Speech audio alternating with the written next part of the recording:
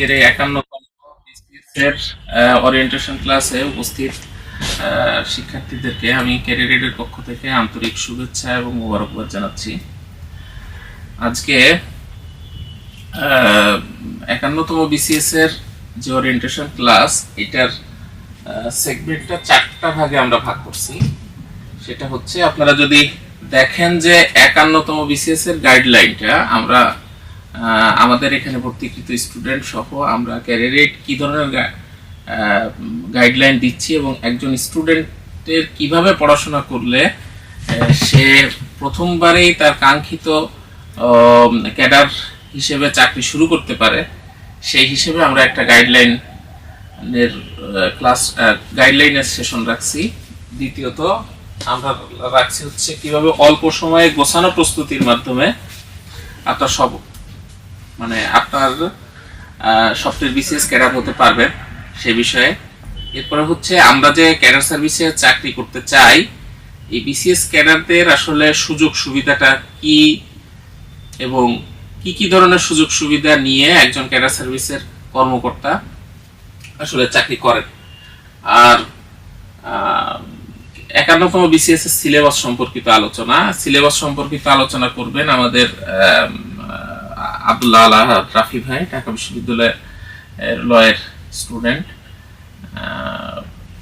আর আমি উপরের এই 3টে বিষয়ে আপনাদের সঙ্গে একটু শেয়ার করব যে 51তম বিসিএস এর গাইডলাইন, কিভাবে অল্প সময়ে গোছানো প্রস্তুতি নিয়ে আপনার স্বপ্নের বিসিএস ক্যাডার হতে পারবেন, আর বিসিএস ক্যাডারদের সুযোগ সুবিধা।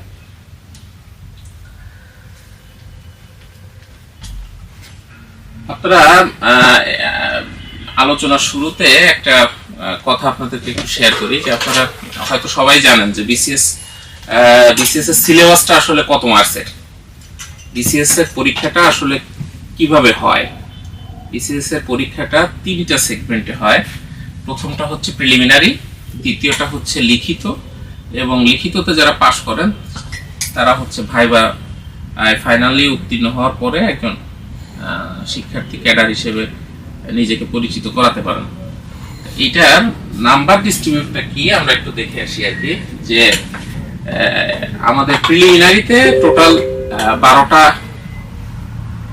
12টা সাবজেক্ট থাকে আর কি। বাংলা সাহিত্য, বাংলা ব্যাকরণ, ইংরেজি সাহিত্য, ইংরেজি গ্রামার, বাংলাদেশ বিষয়াবলী, আন্তর্জাতিক বিষয়াবলী, ভূগোল, নৈতিকতা সুশাসন, গণিত, মানসিক দক্ষতা, বিজ্ঞান, কম্পিউটার বা আইসিটি আর কি। এই বিষয়গুলোর উপরে প্রিলিমিনারিতে পরীক্ষা হয় আমাদের 200 মার্কসের। আপনারা যদি সিলেবাস আলোচনার ভিতরে মার্ক ডিস্ট্রিবিউটটা রাফি ভাই দেখিয়ে দিবেন, মোটা দাগে প্রিলিমিনারি পরীক্ষা হয় 200 মার্কসের, আর লিখিত পরীক্ষা হয় আমাদের 900 মার্কসের উপরে। 900 মার্কসের ভিতরে আমি একটু এমনি থ্রুলি বলে দিই, বাংলা ব্যাকরণ এবং সাহিত্যে যারা বোথ ক্যাডারে অ্যাপ্লিকেশন করেন তাদেরকে 200 মার্কসের বাংলা পরীক্ষা দিতে হয় 2টা, আগে একটা একসঙ্গে দিতে হইতো, এখন 100 করে 2টা। ইংলিশ 200 মার্কসের পরীক্ষা, গণিত এবং মানসিক দক্ষতা মিলে 100 মার্কস, 50-50। বাংলাদেশ বিষয়াবলীর উপরে 200 মার্কস, ইংলিশ আন্তর্জাতিক বিষয়াবলীর উপরে 100 মার্কস, ভূগোলের উপরে বাংলাদেশ বিষয়াবলীর ভিতরে ভূগোল থাকে, গণিত এবং মানসিক দক্ষতাতে 50 এবং 50 মার্কস, কম্পিউটার এবং আইসিটি এটার উপরে 100 মার্কস, বিজ্ঞান, কম্পিউটার, আইসিটি এটার উপরে 100 মার্কস। টোটাল 900 মার্কসের পরীক্ষা। 900 মার্কসের, আর যারা সাবজেক্টিভ দেন, বোথ ক্যাডারে অ্যাপ্লিকেশন করেন, তারা তাদের সাবজেক্টিভের উপরে 200 মার্কস দেন, দিয়ে এই টোটাল 1100 মার্কস। কেউ যদি শুধু টেকনিক্যাল ক্যাডারে অ্যাপ্লিকেশন করেন তাকেও 900 মার্কসের পরীক্ষা দিতে হয়। সেখানে মার্কস কমে হচ্ছে, তাকে বিজ্ঞানটা দিতে হয় না, আর তার যে বাংলায় যে 200 মার্কস বলছি 100 এই 200 মার্কসের 100 মার্কস দেওয়া লাগে না, এই 200 মার্কস কমে যায়। আর বোথ ক্যাডারে 200 মার্কস মানে তার টেকনিক্যাল, সে যে সাবজেক্টে অনার্স মাস্টার্স করছে বা টেকনিক্যাল পোস্টের জন্য যে সাবজেক্টটা ম্যান্ডেটরি সেটার উপরে 200 মার্কসের পরীক্ষা হয়, নিয়ে সেও 900 মার্কসের পরীক্ষা দেয়। জেনারেল যে সেও 900 মার্কসের পরীক্ষা দেয়, শুধুমাত্র বোথ ক্যাডারের ক্ষেত্রে 1100 মার্কসের রিটেন পরীক্ষা হয়। আমাদের কোর্সে আসলে আমরা কি কি বিষয়গুলো দিচ্ছি আপনাদেরকে, সেটা হচ্ছে এক্সেট লেকচার বুক পাবেন। একেবারে আমাদের কোর্সটা সাজানো হয়েছে প্রিলি এবং রিটেন বেস, কারণ আপনারা জানেন যে বিসিএস এর আগের যে ধারাবাহিকতা, তাতে দেখা যেত যে প্রিলিমিনারি হওয়ার প্রায় 3 থেকে 4 মাস পরে লিখিত পরীক্ষা হতো। কিন্তু আপনারা ইতিমধ্যে লক্ষ্য করছেন যে নতুন পাবলিক সার্ভিস কমিশন গঠন হওয়ার পরে তারা একটা বিসিএস এর রোড ম্যাপ দিয়েছে, এবং এই রোড ম্যাপের আলোকে তারা যে সময় সার্কুলার ছাড়ছে, সার্কুলারেই উল্লেখ করে দিচ্ছেন যে প্রিলিমিনারি পরীক্ষা হওয়ার সম্ভাব্য তারিখ কত, লিখিত পরীক্ষা এই সার্কুলারে কখন হতে পারে, লিখিত পরীক্ষার রেজাল্ট কবে দিবে, এবং সেই অনুযায়ী ভাইবা পরীক্ষাটা বিএসসি কত মানে কোন মাসের ভিতরে নিবে আর কি। একটা পূর্ণাঙ্গ রোড ম্যাপ প্রকাশ করার ফলে দেখা যাচ্ছে যে আমরা প্রিলিমিনারি একটা শেষ হওয়ার পরে আর একটা প্রিলিমিনারি আসতে আমরা 1 বছর সময় পাচ্ছি। কিন্তু প্রিলিমিনারি পরীক্ষায় উত্তীর্ণ প্রার্থীরা লিখিত পরীক্ষার জন্য সময় পাচ্ছে মাত্র 2 থেকে 3 মাসের ভিতরে লিখিত পরীক্ষার রুটিন দিয়ে দিচ্ছে এবং পরীক্ষা নিয়ে নিচ্ছে। এজন্য একজন শিক্ষার্থীকে যদি আমরা ভালোভাবে সার্ভিস দিয়ে তার ক্যাডারটাকে নিশ্চিত করতে চাই, তাহলে নিঃসন্দেহে তাকে প্রিলির পাশাপাশি লিখিত প্রিপারেশন নিতে হবে। কারণ যদি সে ছাত্রছাত্রী যদি শুধু প্রিলির ক্লাসটা করে, তাহলে তার রিটেনের সিলেবাস কভার হবে না। দেখা যাবে যে প্রিলিমিনারি খুব ভালোভাবে উতরে গেলেও লিখিততে ভালো মার্কস তুলতে পারবেন না। এই জন্য আমরা আমাদের কোর্স প্ল্যানটা প্রিলি এবং রিটেন বেস সাজিয়েছি আর কি। এখানে আমরা যে লেকচার বুকটা সাজাইছি, সেখানে আমরা লেকচার বুকের যদি ইয়েগুলো দেখি, কাভারগুলো আমরা আপনাকে দেখাতে পারবো। এই যে হচ্ছে বাংলা ভাষা ও সাহিত্যের আমাদের বইয়ের কাভার আর কি। এটা ইংলিশ গ্রামার লিটারেচারের, এটা গণিত এবং মানসিক দক্ষতা, এটা সাধারণ জ্ঞান বাংলাদেশ এবং আন্তর্জাতিক, এটা ভূগোল এবং নৈতিকতা, এটা বিজ্ঞান এবং আইসিটি। এটা এট এ গ্লান্স আমরা আমাদের বইয়ের কাভার আর কি। আমরা এইভাবেই এক একটা মানে সমস্ত সিলেবাসকে প্রিডি এবং রিটেনে ভাগ করে এই 6টা বইয়ের আপনাদের জন্য সাজিয়েছি। এরকম একটা এক্সেট লেকচার বুক পাবেন। দ্বিতীয় পাবেন হচ্ছে বিগত সালের প্রশ্ন ব্যাখ্যা সহ সমাধান। আমাদের প্রশ্ন ব্যাংকও আছে একটা আলাদা, যেখানে আমরা একেবারে 50 বিসিএস পর্যন্ত ব্যাখ্যা সহ আলোচনা করছি। আগামী মাসেই আপনারা সেটা মার্কেটে পাবেন এবং আমাদের সঙ্গে যোগাযোগ করলে আপনারা কিনতে পারবেন। 2 নাম্বার হচ্ছে যে আমরা আমাদের লেকচার বুকগুলো যে সাজিয়েছি, সেখানে বিগত সালের প্রশ্ন, প্রথমে একটা টপিকস দেওয়া, এই টপিকসে বিগত সালের কি কি প্রশ্ন এসেছিল সেটা আলোচনা করা, আবার গুরুত্বপূর্ণ কি ধরনের প্রশ্ন এখান থেকে আসার মতো আছে সেটার আলোচনা করা, এবং কিছু প্র্যাকটিস নিচে দিয়ে দেওয়া আর কি। সেম ভাবে যদি কোনো টপিকস রিটেনের সাথে রিলেট থাকে, আমরা সেখানে এখান থেকে বিগত সালে কি কি রিটেনের কোশ্চেন আসছে, কি কি ধরনের কোশ্চেন আসতে পারে,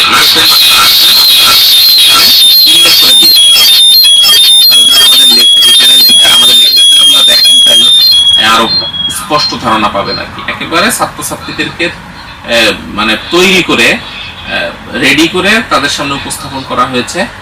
আপনাদের একটা মাত্রই কাজ হবে, সেটা হচ্ছে সুন্দরভাবে উপস্থাপন করা, বইটি পড়ে শুধু পরীক্ষা করা, মানে পরীক্ষা দেওয়া এবং প্র্যাকটিস বুকের মাধ্যমে আপনাদের প্র্যাকটিসগুলা বারবার করা।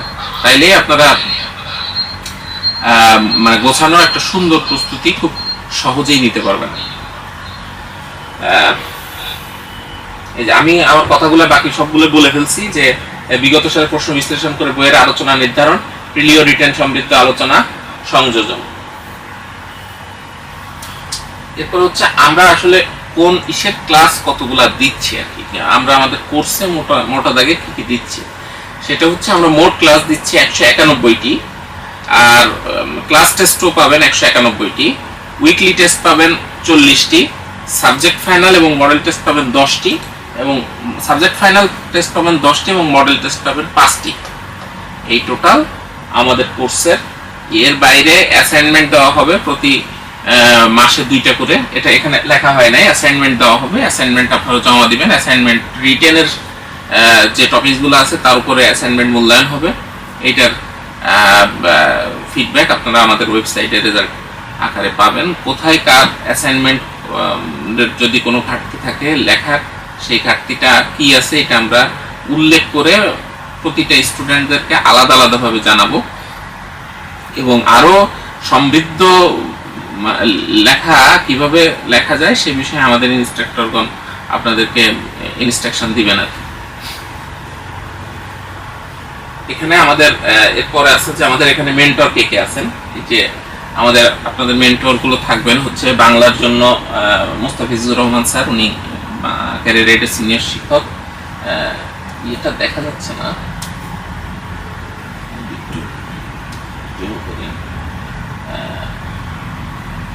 এরপরে আপনাদের বিজ্ঞানের ক্লাস নেবেন হচ্ছে সালাউদ্দিন আফসার স্যার, উনি 24 BCS এর সহযোগী অধ্যাপক হিসেবে কাজ করতেছেন। নাহিদ হাসান স্যার গণিত নেবেন, উনি সিনিয়র অফিসার কৃষি ব্যাংকের। এরপরে উনি নেবেন গণিত। ইংরেজি নেবেন মিজানুর রহমান ভাই, উনি সিনিয়র অফিসার পূবালী ব্যাংকের। মুবিন মজুমদার ভাই নেবেন জিকে, উনি ক্যারিয়ারের সিনিয়র শিক্ষক। আর রাফি স্যার নেবেন সাধারণ জ্ঞান, উনি আইন বিভাগ, ঢাকা বিশ্ববিদ্যালয়ের স্টুডেন্ট। এখানে মনে হয় সাবজেক্ট গণিত লেখা হয়ে গেছে। এই জিকের একজন বাংলাদেশ পার্ট নেবেন, একজন আন্তর্জাতিক পার্ট নেবেন। এর বাইরেও আমাদের কিছু টিচার আছেন যারা ক্যাডার, পুলিশ ক্যাডারে আছেন।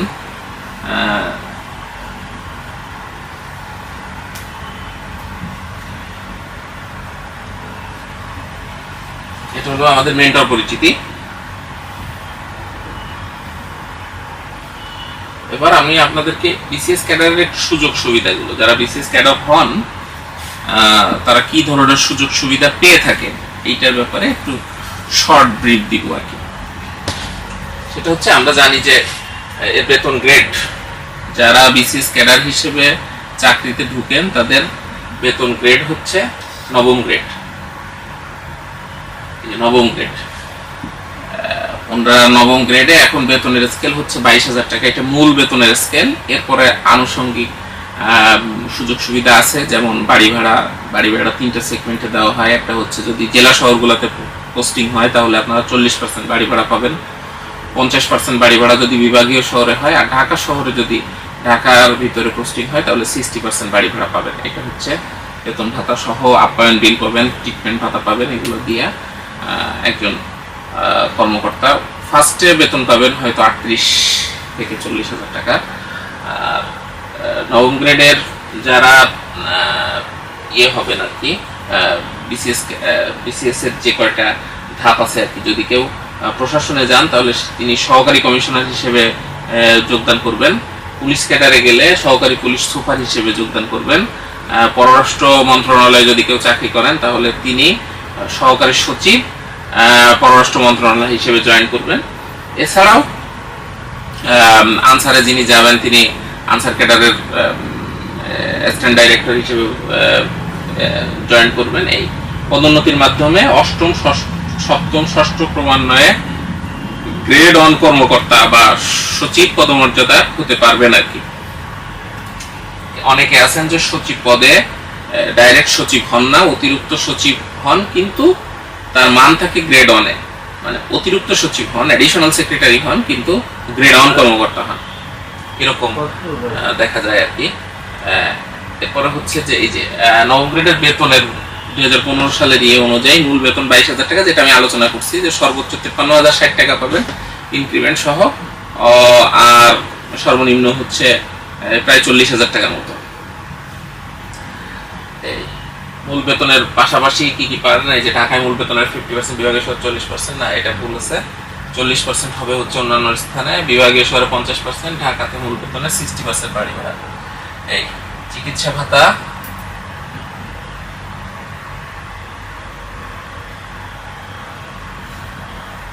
ভাতা, মাসিক 1500 টাকা করে দেয়। যাতায়াত ভাতা যদি দাপ্তরিক কাজে আপনি কোথাও ভ্রমণ করেন তাহলে সেটা পুরোপুরি সরকার বহন করে। উৎসব ভাতা দেওয়া হয় 3টি, 2টি হচ্ছে ফুল, 2টা ঈদে, এবং যারা সনাতন ধর্মাবলম্বী আছেন তাদের পূজাতে দুইটা বোনাস একসঙ্গে দেওয়া হয়। আর নববর্ষ ভাতা দেওয়া হয় মূল বেতনের 20%। অন্যান্য সুবিধা হচ্ছে সরকারি বাসা পাবেন, সবাই পাবেন না, প্রশাসন ক্যাডারে যারা আছেন তারা পাবেন, পুলিশ ক্যাডারে যারা আছেন তারা পাবেন, আনসার ক্যাডারে যারা আছেন তারা পাবেন। এছাড়াও অন্যান্য ক্যাডারদের জন্য ডরমেটরি থাকে। কলেজের প্রভাষক যারা হবেন তাদের জন্য শিক্ষকদের যে থাকার যে ডরমেটরি সেখানে থাকতে পারবেন। এই গাড়ি সুবিধা হচ্ছে সবাই পাবে না, যেমন পুলিশ সবসময় গাড়ি সুবিধা পাবে, ইউএনও পাবে, প্রশাসন ক্যাডারে যারা আছেন তারা পাবেন, আনসার ক্যাডারে যারা আছেন তারা পাবেন। আর অন্যান্য ক্যাডারের মানুষও গাড়ি সুবিধা পাবেন যখন পঞ্চম গ্রেডে উত্তীর্ণ হবেন তখন থেকে। সন্তানদের শিক্ষা সুবিধা পাবেন, এটা প্রতি সন্তানের জন্য 1,500 টাকা করে বিদেশে প্রশিক্ষণের সুযোগ পাবেন আপনি নিজে। এটা 3 বার 4 বার পাবেন, অনেক ক্ষেত্রে 5 বারও দেওয়া হয় আর কি বিদেশে প্রশিক্ষণের সুযোগ।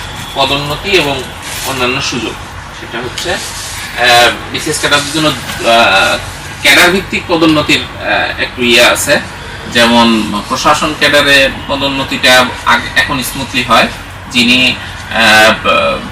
সহকারী কমিশনার হিসেবে জয়েন করেন, এরপরে এসি ল্যান্ড হন, সহকারী কমিশনার ভূমি, এরপরে এডিসির পরে ডিসির উপরে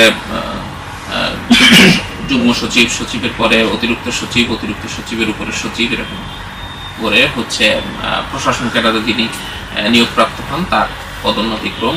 যেমন পুলিশ যিনি হন তিনি সহকারী পুলিশ কমিশনার বা এএসপি হিসেবে জয়েন করেন, এরপর senior SP, additional SP, SP, additional DIG, additional IG, IGP, এই পদোন্নতি অনুযায়ী যান আর কি। এরপরে যিনি হন আর কি পররাষ্ট্রে যান, তিনি সহকারী সচিব পররাষ্ট্র, এরপরে উপসচিব, যুগ্ম সচিব, তারপর অতিরিক্ত সচিব, সচিব হিসেবে বিভিন্ন দেশে রাষ্ট্রদূত হিসেবে পদায়নের সুযোগ পান। করে কাস্টমসে এরা সহকারী কমিশনার হিসেবে জয়েন করেন। এরপরে পূর্ববর্তী ন্যায় এরকম ধাপে ধাপে উপরের দিকে যান আর কি। এখানে পররাষ্ট্র ক্যাডারে যে বলছি আর কি রাষ্ট্রদূত পর্যন্ত যান। এই আর এগুলাই হচ্ছে মোটামুটি ক্যাডার সার্ভিসে যারা জব করেন তাদের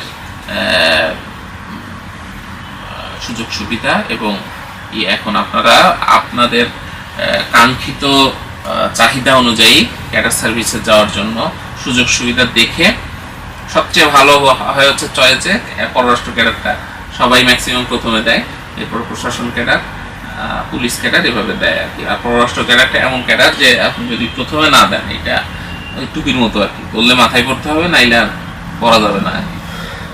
যারা চয়েস লিস্ট দিবেন তারা এইভাবেই দিবেন। আর আপনার সাবজেক্টিভের জন্য যদি যেমন যারা যে সাবজেক্টে গ্রাজুয়েশন করছেন যদি তাদের শিক্ষা ক্যাডার থাকে তাহলে সেখানে সুযোগ পাবেন। এছাড়াও ইঞ্জিনিয়ারিং সাবজেক্টগুলোতে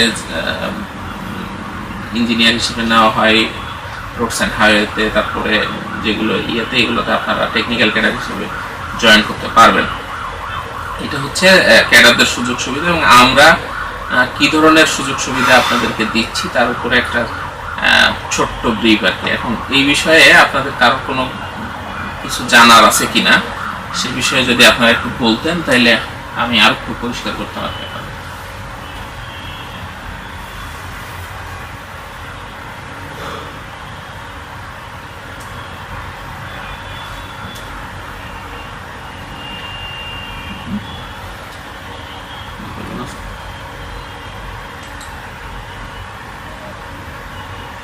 কারো কিছু জানার আছে কিনা কোর্সের ব্যাপারে? কারো কোনো কিছু জানার আছে ভাই?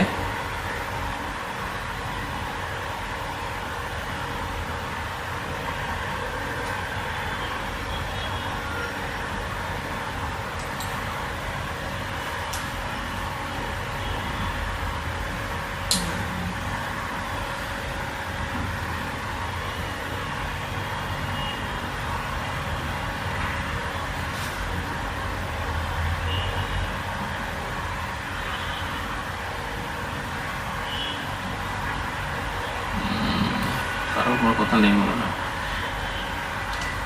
ঠিক আছে ভাই, এখন তাহলে আমরা আমাদের পরবর্তী সেশন বিসিএস এর সিলেবাসের উপরে আলোচনা, এই ক্লাসটা, এবং কে কোন সাবজেক্টের পড়াশোনা কিভাবে করবেন এর উপরে একটা গাইডলাইনমূলক ক্লাসের দিকে আমরা আগাবো। আমাদের এই গাইডলাইনমূলক ক্লাস এবং সিলেবাস আলোচনার জন্য আমি একান্ত অনুরোধ করছি আমাদের ক্যারিয়ার এইডের সম্মানিত সাধারণ জ্ঞানের সম্মানিত সিনিয়র শিক্ষক আমাদের আব্দুল্লাহ আল আহাদ রাফি ভাইকে আমি সিলেবাস এবং পরবর্তী দিক নির্দেশনামূলক ক্লাস নেওয়ার জন্য আমি অনুরোধ করছি।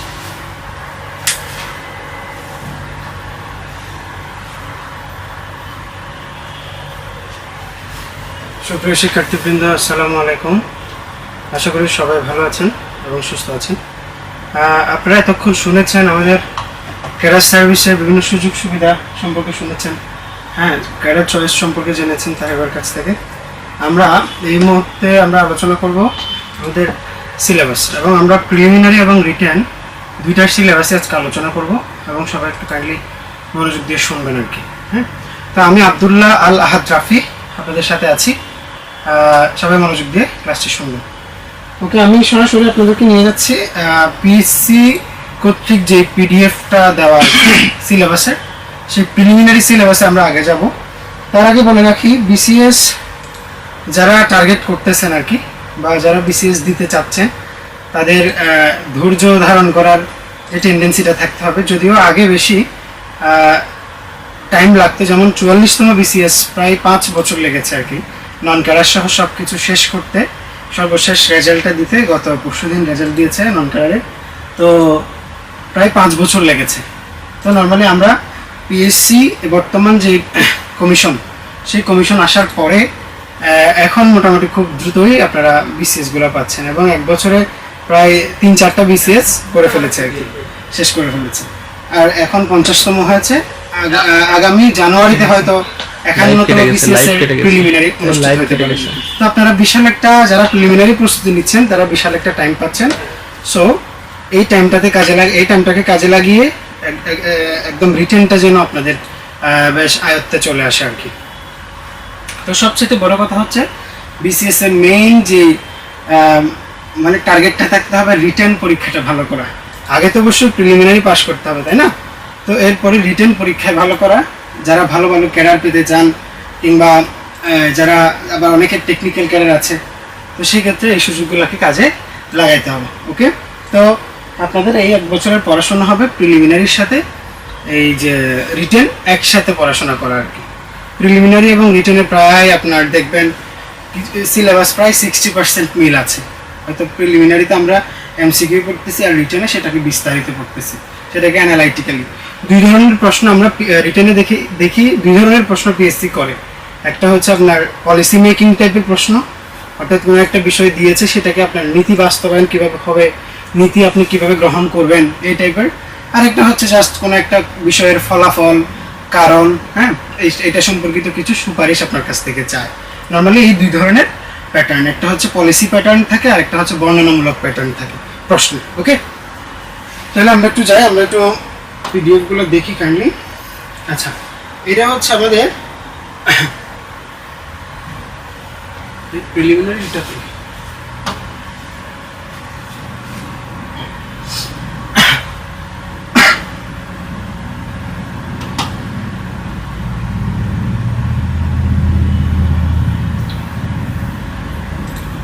ইস্যু করে করি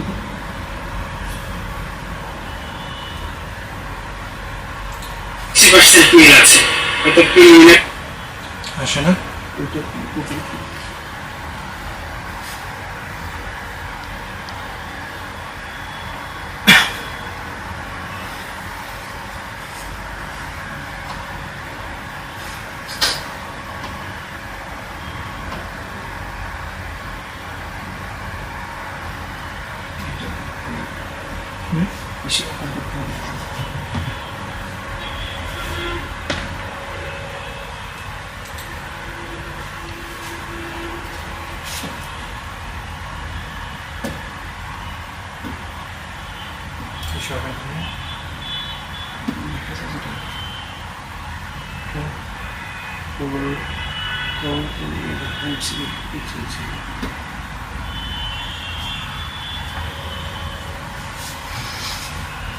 মেহেদি নাই মেহেদি আমার ক্যামেরার এক্সপোজার বেশি হয়ে গেছে, সাদাটা বেশি হয়ে গেছে।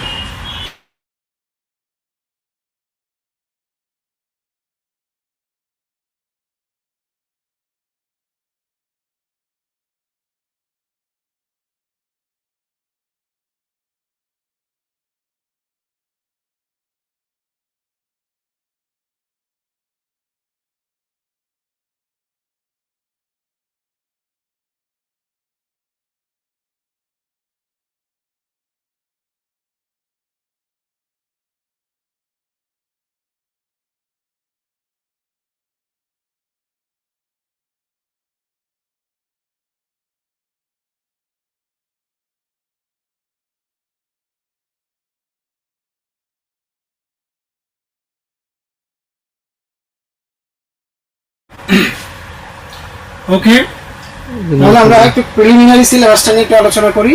তাহলে দেখেন এখানে প্রিলিমিনারি আমরা সাবজেক্ট হিসেবে দেখতেছি বাংলা এবং বাংলা সাহিত্য। কি দেখতেছি? বাংলা এবং বাংলা সাহিত্য।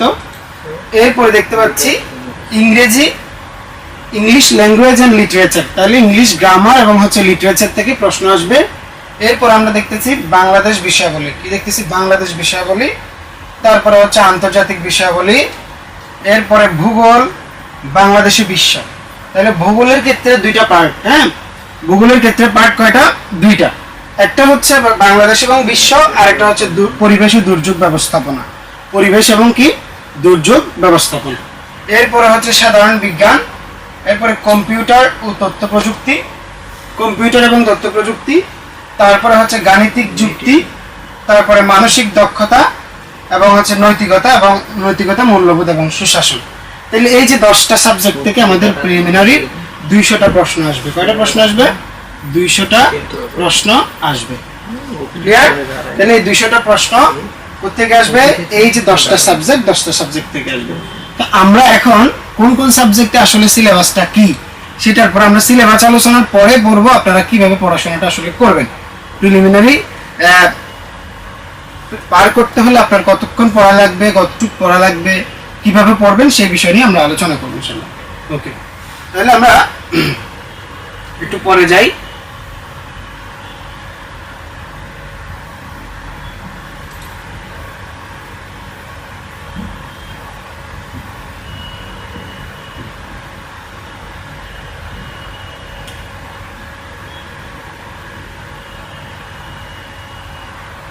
এটা হচ্ছে আমাদের বাংলার সিলেবাস। ওকে, এটা হচ্ছে আমাদের কি বাংলা ভাষা এবং সাহিত্য। মার্ক কত? 30। মার্ক কত? 30। তাহলে এখানে একটা বিষয় খেয়াল করবেন, এই যে ভাষাতে অর্থাৎ আমাদের ব্যাকরণে বলছে 15 মার্কের কথা। কত মার্ক? ব্যাকরণে হচ্ছে মার্ক হচ্ছে কত? 15। ব্যাকরণের মার্ক কত? 15। তাহলে এই 15 মার্কের যে ব্যাকরণ, সেই ব্যাকরণে আমাদের কি কি থাকবে? কি কি থাকবে? এই যে প্রয়োগ এবং অপপ্রয়োগ, প্রয়োগ এবং অপপ্রয়োগ। আপনাকে একটা শব্দ দিবে, শব্দ দেওয়ার পর বলবে এটা কোন ধরনের অপপ্রয়োগ, এটা কি প্রত্যয়জনিত ভুল, এটা কি সমাস গঠিত ভুল, নাকি সন্ধিজনিত ভুল। এই ধরনের বিভিন্ন অপশনে থাকবে, আপনার সঠিক আনসারটা বের করতে হবে।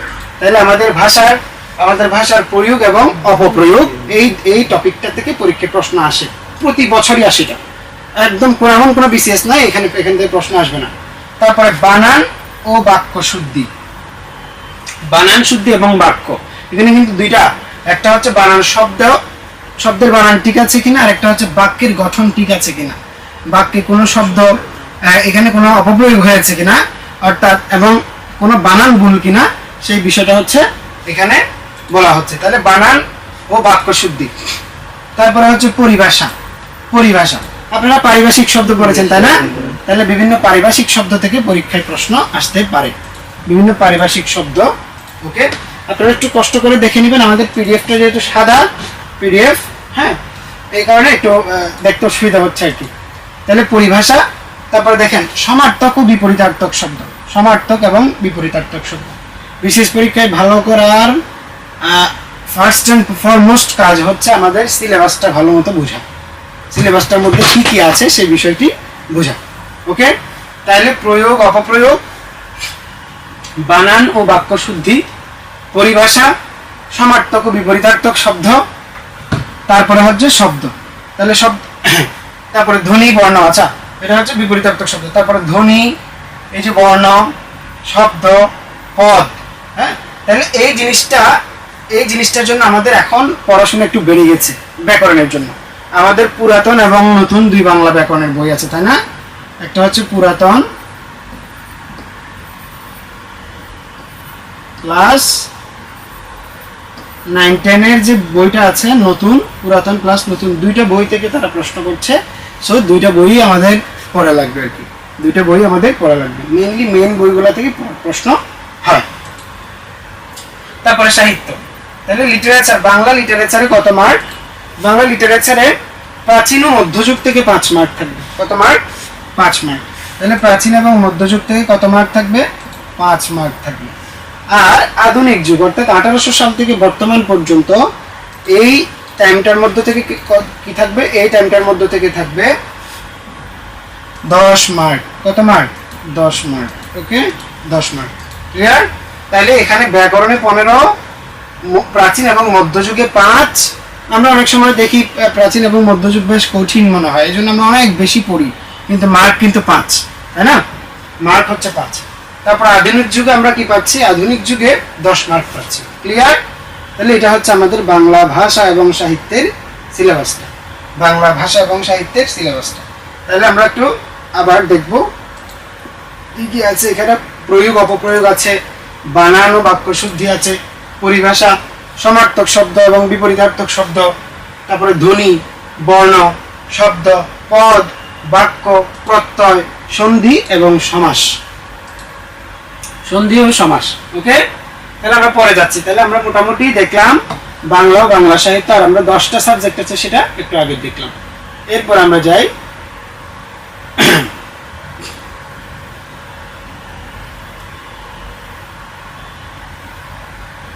তাহলে এবার একটু আমরা দেখবো English language and literature. Mark হচ্ছে 30। মার্কটা কিন্তু মাথায় রাখতে হবে। হ্যাঁ, মার্কটা মাথায় রাখতে হবে। এই যে মার্ক হচ্ছে 30। কত মার্ক এখানে? 30 মার্ক। তাহলে কি কি? এখানেও দুইটা পার্ট, একটা হচ্ছে ইংলিশ ল্যাঙ্গুয়েজ এন্ড লিটারেচার, তাহলে লিটারেচার এবং ইংলিশ ল্যাঙ্গুয়েজ। ওকে, তাহলে এবার দেখেন এখানে অনেকগুলো টপিক দেওয়া আছে, তাই না? খুব ছোট ছোট টপিক, অল্প সময় আপনি পড়ে শেষ করতে পারবেন। ওকে, তাহলে আমরা যদি একটু দেখি এখানে কি আছে। প্রথম পার্ট অর্থাৎ ইংরেজির প্রথম পার্টটা হচ্ছে ল্যাঙ্গুয়েজ। ল্যাঙ্গুয়েজ অর্থাৎ গ্রামার থেকে। ওকে, গ্রামার থেকে। তাহলে এই পার্টটা হচ্ছে ল্যাঙ্গুয়েজ। তাহলে এখানে কি আছে? পার্ট 1 এর এ তে কি আছে? পার্ট অফ স্পিচ আছে, পার্টস অফ স্পিচ আছে। ওকে, তাহলে পার্টস অফ স্পিচের মধ্যে আমরা দেখতে পাচ্ছি কি আছে? নাউন। পরীক্ষায় যে জিরান্ড আছে না? জিরান্ড, ডিটারমিনার, বিভিন্ন পার্টস অফ স্পিচ আইডেন্টিফিকেশন আছে, সেগুলোর জন্য এখান থেকে পড়তে হবে।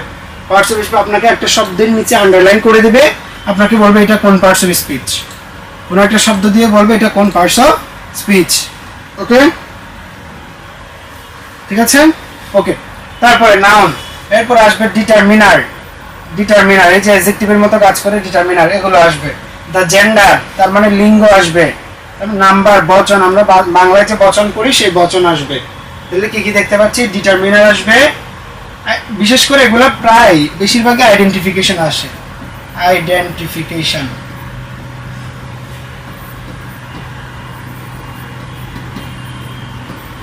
অর্থাৎ আপনাকে বলবে একটা শব্দ দিয়ে আন্ডারলাইন বলবে, আন্ডারলাইন দিয়ে বলবে যে এটা কোন পার্টস অফ স্পিচ, এটা কি ডিটারমিনার কিনা, এই টাইপের প্রশ্ন আপনার কাছ থেকে, উত্তর আপনার কাছ থেকে জানতে চাইতে পারে। তারপর আসেন দা প্রোনাউন, তার মানে পার্টস অফ স্পিচের প্রোনাউন আসবে।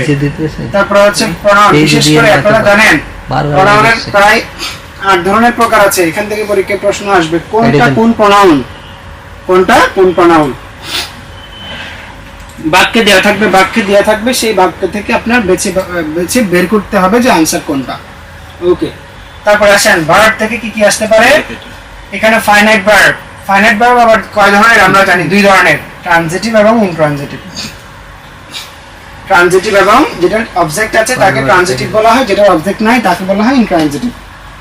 এরপরে non finite verb, non finite verb participles infinitive আবার আগে জিরান্ড। দিয়ে হেল্প করবে। এই যে এই দুটো জিনিস থেকে জিরান্ড এবং পার্টিসিপল থেকে প্রতি বছর প্রশ্ন আসে। আপনারা প্রিভিয়াস ইয়ারের কোয়েশ্চেনগুলো অ্যানালাইসিস করলে পড়লে কিংবা আমাদের ক্যারিয়ার এডের যে প্রিভিয়াস প্রশ্নের যে আগের ক্লাসগুলো আছে সেগুলো দেখলে আপনারা বুঝতে পারবেন যে আসলে কেমন টাইপের প্রশ্ন এখান থেকে হয়। হ্যাঁ, এবং বেশিরভাগ স্টুডেন্টরা এই পার্টিসিপাল কোনটা জিরান্ড কোনটা এই জিনিসগুলো বের করতে ভুল করে। ওকে, তারপরে দেখেন the linking verb, linking verb এবং ভার্ব অফ সেন্স বলতে কিছু ভার্ব আছে। হ্যাঁ, লিঙ্কিং ভার্ব এবং ভার্ব অফ সেন্স বলতে কিছু ভার্ব আছে, তো এখান থেকে প্রশ্ন আসতে পারে লিঙ্কিং ভার্ব। ওকে, আপনারা একটা চার্টের মাধ্যমে একটা চার্ট করে খাতায় যে কয়টা সাবজেক্ট আছে সেই কয়টা সাবজেক্টের একটা খাতা আমাদের টেবিলের সামনে রাখবেন, কিছু পেজ অফসেট পেপারে লিখে ফেলবেন যে আমার সিলেবাস কোনটা কোনটা। ঠিক আছে, একটু পড়াশোনা, যেহেতু অনেক প্রতিযোগিতা এখানে বিসিএস পরীক্ষায়, সেহেতু একটু টেকনিক্যালি পড়াশোনা না করলে আসলে মানে মার্ক ক্যারি করা খুবই কষ্টসাধ্য আর কি। তারপর আসেন দ্য ফ্রেজাল ভার্ব, তাহলে ফ্রেজাল ভার্ব থেকে প্রশ্ন আসে, ফ্রেজাল ভার্ব থেকে প্রশ্ন আসে। ফ্রেজাল ভার্ব আপনাকে বলবে একটা ফ্রেজ দিয়ে আপনাকে বলবে এটা নাউন ফ্রেজ সমস্যা হয়েছে। নাকি এটা অ্যাডজেক্টিভ ফ্রেজ নাকি বলবে আপনার এটা প্রিপোজিশনাল ফ্রেজ। ওকে, তাহলে এইভাবে আপনার কাছ থেকে জানতে চাইতে পারে কোনটা কোন ধরনের ফ্রেজ। ওকে, তারপরে আসেন অ্যাডজেক্টিভ, তাহলে দ্য অ্যাডজেক্টিভ আছে এখানে, তাই না? অ্যাডজেক্টিভ থেকে প্রশ্ন আসতে পারে। দ্য অ্যাডভার্ব, অ্যাডভার্ব এগুলো অনেকগুলো ওয়ার্ড, কিছু ওয়ার্ড আছে যেগুলো মুখস্থ করে রাখতে হয়, আবার আপনি যদি বেসিক থেকে বুঝেন সেহেতু এটা ধরে আনসার কোনটা কোন একটা বাক্যে কোন পার্শ্ব স্পিচ কোনটার পাশে বসে, তাহলে আপনি যদি সবগুলোর ব্যাপারটা এইভাবে জানেন, কার ধর্ম কেমন, কার বসার জায়গা কোনটা, ঠিক আছে, বসার জায়গা কোনটা, এইভাবে যদি আপনি জেনে যান তাহলে কিন্তু খুবই ইজি এই সমস্ত প্রশ্নের আনসার করা। এবং এই যে ইংরেজিতে অনেকে ফুল মার্কস তুলে ফেলে, তাহলে কিভাবে সম্ভব? আপনার আগে পড়তে হবে ভালো মতো, প্রিভিয়াস ইয়ারের কোয়েশ্চেনগুলো রিভিশন দিতে হবে, বারবার পড়তে হবে, এটার কারণ যাচাই করতে হবে, প্রশ্নের ব্যাখ্যা পড়তে হবে। ঠিক আছে, ওকে। এরপরে দা প্রিপোজিশন কনজাংশন কিছু জিনিসপত্র আছে আমরা দেখি, ধরেন এই যে আমি যদি বলি একটা শব্দ, ধরেন অ্যাবাভ, এটা অ্যাডভার্ব হিসেবে ব্যবহৃত হয়, এটা প্রিপোজিশন হিসেবে ব্যবহৃত হয়। এখন বাক্য থেকে আপনার আইডেন্টিফাই করতে হবে এটা কি প্রিপোজিশন হিসেবে ব্যবহৃত হয়েছে নাকি এটা অ্যাডভার্ব হিসেবে ব্যবহৃত হয়েছে। ব্যাপারটা এভাবে জানেন, কার ধর্ম কেমন। আচ্ছা, তারপর আমরা একটু যাই, এরপরে বি, গ্রামারের বি নাম্বার অংশে, অর্থাৎ পার্ট 1 গ্রামারের বি নাম্বার অংশে কি আছে? Idioms and phrases.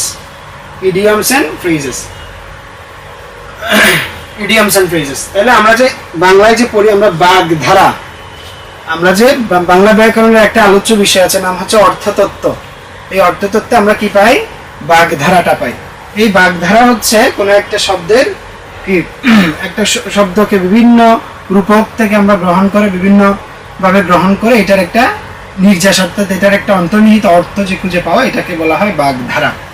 কি বলা হচ্ছে? বাগধারা। তাহলে ইংরেজিতেও ঠিক একইভাবে আমরা এটাকে বলি ইডিয়মস এন্ড ফ্রেজেস। তাহলে এখানে এগুলো সংজ্ঞাগত বিষয়, কাইন্ডস অফ ফ্রেজেস। হ্যাঁ, ফ্রেজ কয় ধরনের হতে পারে, কোনটা কোন ফ্রেজ, এবং আইডেন্টিফাইং, তাহলে আইডেন্টিফিকেশন অফ ফ্রেজেস এটা পরীক্ষায় আসতে পারে। আইডেন্টিফিকেশন অফ ফ্রেজেস, দেখেন 200টা কোয়েশ্চেনে বিসিএস এ পিএসসি প্রত্যেকটা টপিককে কভার করার চেষ্টা করে। এক টপিক থেকে হয়তো একটা প্রশ্ন, সর্বোচ্চ গেলে 2টা প্রশ্ন যাইতে পারে। ওকে, তো সেই কারণে তারা যে একটা সিলেবাস দিয়েছে এটার উপর অবশ্যই আমাদের গুরুত্ব আরোপ করতে হবে। তাহলে দেখেন ক্লজেস, তাহলে ক্লজ আসতে পারে পরীক্ষায়। ঠিক আছে, আমরা ধরেন ফ্রেজ এবং ক্লজের পার্থক্য হচ্ছে ফ্রেজে কি থাকে না, কোনো ফাইনাইট ভার্ব থাকে না। হ্যাঁ, কোনো ফাইনাইট ভার্ব থাকে না, কিন্তু আমরা দেখতে পাই এখানে ক্লজে একটা কি থাকবে, একটা ফাইনাইট ভার্ব থাকবে। তো ভার্বের ব্যবহার অনুযায়ী এই ক্লজগুলোকে আমরা প্রিন্সিপাল ক্লজ বলি, কিছু ক্লজকে আমরা আবার বলি সাবঅর্ডিনেট ক্লজ বলি। ঠিক আছে, আবার কিছু ক্লজকে আমরা বলি কোঅর্ডিনেট ক্লজ। ওকে, কিছু ক্লজকে আমরা আবার, তাহলে দেখেন প্রিন্সিপাল ক্লজ গেল, এরপরে সাবঅর্ডিনেট ক্লজ, তারপরে নাউন ক্লজ। এই যে এই 3টা পার্ট, এখানে এটা কিন্তু 3 স্টার করা জিনিসপত্র, এটা ক্লিয়ার, এটা কিন্তু 3 স্টার করা, অর্থাৎ noun clause, adjective clause, adverbial clause. Noun clause, adjective clause, adverbial clause. এটা আমাদের ইংরেজি টিচাররা আপনাদেরকে বিস্তারিত দেখাবেন। আজকে যেহেতু আমাদের সিলেবাস আলোচনা, সেহেতু আমরা সিলেবাস আলোচনার মধ্যেই সীমাবদ্ধ থাকি। ওকে, এগুলো আইডেন্টিফিকেশন করা খুবই সহজ, আপনার বিষয়টা বুঝতে হবে। না বুঝে ইংরেজি বাংলা এগুলো পড়লে, কোনো সাবজেক্টই যদি আপনি না বুঝে পড়েন, সেটা সাধারণ জ্ঞান হোক, সাধারণ জ্ঞান মুখস্থ করা যায় বলে আপনি যে এটা না বুঝে পড়বেন তা কিন্তু হবে না। তাহলে না বুঝে পড়লে আমাদের এটা ব্রেইনের স্থায়িত্ব হয় না, এবং আমরা প্রতিনিয়ত পরীক্ষা একটা জিনিসকে যদি আমরা ভেতর থেকে না বুঝি, তাহলে এটা ভুল করার সম্ভাবনা অনেক বেশি থাকে, অনেক বেড়ে যায়। আচ্ছা, তারপর আসেন কারেকশনস। তারপরে কি দিচ্ছে? কারেকশনস অর্থাৎ শুদ্ধিকরণ। কারেকশনস অর্থাৎ কারেকশন হচ্ছে একটা বাক্য দেবে আপনাকে, বলবে এই বাক্যটা ঠিক আছে কিনা, এটা ইনকারেক্ট, কোনটা ইনকারেক্ট কোনটা কারেক্ট, এই দুটো জিনিস আপনাদের আইডেন্টিফাই করতে বলবে। আপনারা প্রশ্ন নিশ্চয়ই দেখেছেন যে আইডেন্টিফাই দ্য কারেক্ট সেন্টেন্স, ঠিক আছে। তারপর আবার বলতে পারে identify the wrong sentence or incorrect sentence. তাহলে কারেকশনসে আমরা কি পাচ্ছি? টেন্স থেকে কারেকশন আসতে পারে, টেন্স থেকে কারেকশন আসতে পারে। ওকে, টেন্স থেকে কারেকশন আসতে পারে, ভার্ব থেকে কারেকশন আসতে পারে, প্রিপজিশন থেকে, ডিটারমিনার থেকে, জেন্ডার, নাম্বার, হ্যাঁ, সাবজেক্ট ভার্ব এগ্রিমেন্ট। সবচেয়ে বেশি আসে এখান থেকে, সাবজেক্ট ভার্ব এগ্রিমেন্ট। কোন সাবজেক্টের পরে কোন ভার্ব বসবে, একটা বাক্যের কোন সিচুয়েশনের কারণে তার ভার্ব চেঞ্জ হয়ে যাবে, তার পার্সন চেঞ্জ হয়ে যাবে, হ্যাঁ। তো এই সমস্ত বিষয়গুলোকে আমরা বলি, এটাকে বলি সাবজেক্ট ভার্ব এগ্রিমেন্ট। কোন সাবজেক্টের সাথে কোন ভার্বটা যাবে, এই যে তাদের মধ্যে সাবজেক্ট এবং ভার্বের মধ্যে যে এগ্রিমেন্ট, কোন সময় কোনটা হচ্ছে, এটাকে আমরা বলি সাবজেক্ট ভার্ব এগ্রিমেন্ট। ওকে, তাহলে টেন্স, ভার্ব, প্রিপজিশন, ডিটারমিনার এবং gender, number, subject verb agreement. Okay, তাহলে এখান থেকে কিন্তু 3-4টা প্রশ্ন থাকে মেনলি, আমরা দেখতে পাই 3 থেকে 4টা প্রশ্ন এখানে থাকে। ওকে, 3টা তো মোটামুটি মাস্ট থাকেই বলা যায়, এবং এই টপিকটা যে কোনো চাকরির পরীক্ষার জন্য এই টপিকটা খুবই ইম্পর্টেন্ট।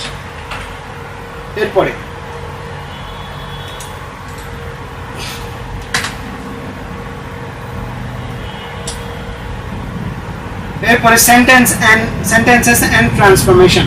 আমরা পড়েছি, আমরা স্কুলে থাকতে, আমরা কলেজে থাকতে পড়েছি ট্রান্সফরমেশন অফ সেন্টেন্সেস, পড়েছি না?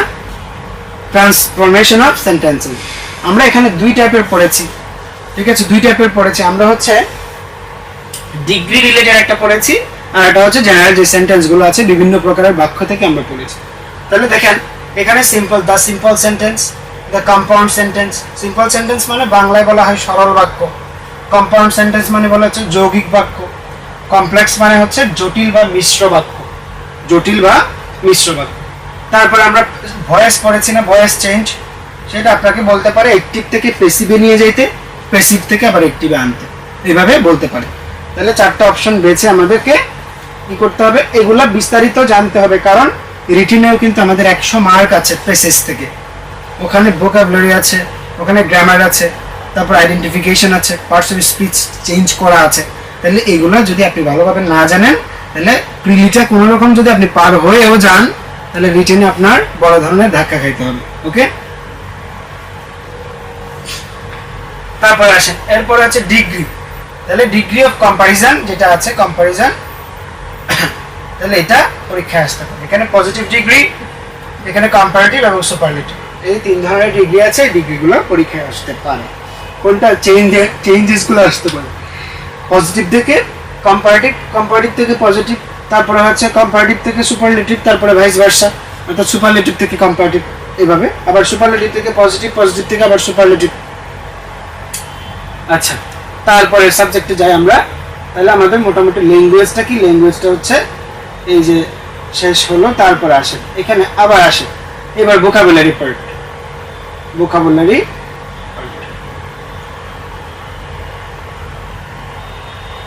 হ্যাঁ, তাহলে ভোকাবুলারি পার্টে আমরা দেখতে পাচ্ছি মিনিংস, কোন শব্দের অর্থ, সিনোনিমস, অ্যান্টোনিমস, স্পেলিংস, ঠিক আছে, দেখতে পাচ্ছেন সব কিন্তু পরীক্ষায় যা যা আছে সব কিন্তু আমাদের সিলেবাসে আসে। তারপর আসেন uses of words, various parts of speech, various parts of speech. যেমন কিছু শব্দ যেমন ওয়াটার, ওয়াটার কিন্তু এটা নাউন না, এটা মাঝে মাঝে ভার্ব হবে, এটা মাঝে মাঝে সমুদ্র বোঝাবে, আবার তাহলে এই যে একটা শব্দের বিভিন্ন বহুবিধ ব্যবহার আমরা দেখতে পাচ্ছি, একটা শব্দ সে বিভিন্ন পার্টস অফ স্পিচ হিসেবে বসতেছে, এই বিষয়টাকে বলা হচ্ছে uses of words as various parts of speech. Okay, এরপরে আসি আমরা formation of new words. Formation of new words আমরা বাংলায় পড়েছি উপসর্গ।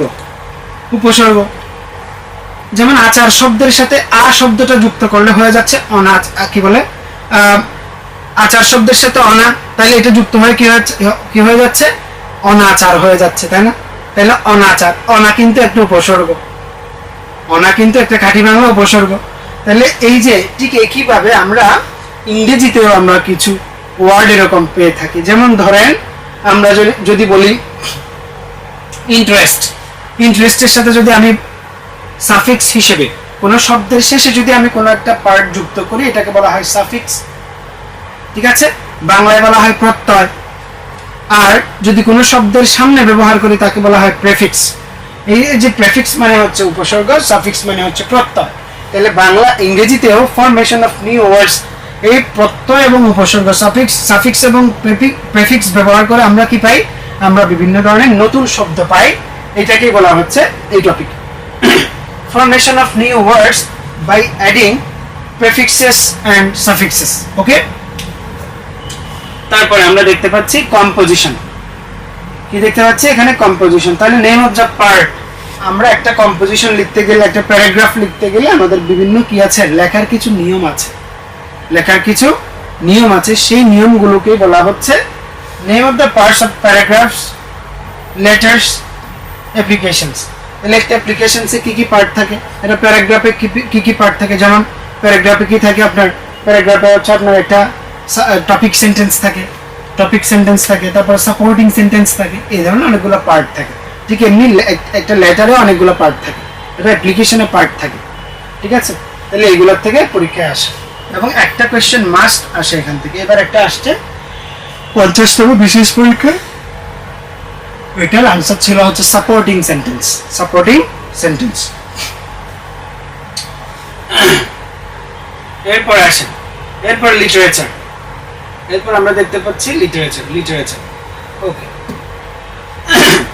তাহলে এই লিটারেচার থেকে কত মার্ক? 15 মার্ক। এই যে এখানে দেওয়া আছে 15 মার্ক, আমরা এখানে লিখে দিচ্ছি লিটারেচার থেকে কত মার্ক? 15 মার্ক দেওয়া আছে, পরীক্ষায় আসবে। তাহলে দেখেন ইংলিশ লিটারেচারটা একটু দেখতে হবে আমাদের।